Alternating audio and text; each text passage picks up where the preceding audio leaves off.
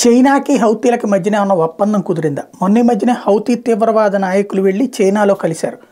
కానీ కరెక్ట్గా ఆ కలిసిన కొద్దిసేపటికే చైనాకి సంబంధించినటువంటి ఒక షిప్ ధ్వంసమైంది. కాకపోతే అది చైనాదని మాకు తెలియదు అని ఆ తర్వాత వాళ్ళు క్లెయిమ్ చేశారు. ఇప్పుడు తాజాగా చూస్తుంటే మళ్ళీ అమెరికాకి సంబంధించిన ఒక యుద్ధ నౌక మీద, ఒక వాణిజ్య నౌక మీద డ్రోన్లతో దాడి చేసే ప్రయత్నం చేయడం, వాటిని అమెరికన్ దళాలు తిప్పికొట్టడం జరిగిపోయింది. బట్ అదే సందర్భంలో అట్నుంచి మూవ్ అవుతున్నటువంటి చైనాకి సంబంధించినటువంటి వాణిజ్య నౌకని కానీ, రష్యాకి సంబంధించినటువంటి వాణిజ్య నౌక జోలికి మాత్రం పోలేదు. తద్వారా ఇరాన్ మిత్ర దేశాలైనటువంటి రష్యా, చైనా, అట్లాగే ఉత్తర కొరియా ఇట్లాంటి వాటి జోలికి పోకుండా మిగతా వాళ్ళందరి మీదుగా అటాక్కి వెళ్తూ ఉంటారా?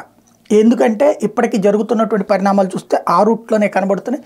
మొన్న ఈ మధ్యన ఇరాన్కి సంబంధించినటువంటి షిప్ మీద కూడా దాడి జరిగింది. అయితే అది సముద్రపు దొంగలు, హౌతీలు చేసినటువంటి దాడి కాదు. కాబట్టి రాబోయే రోజుల్లో ఈ పరిణామాలు ఎటువైపుకి మలుపు తిరుగుతాయో చూడాలి.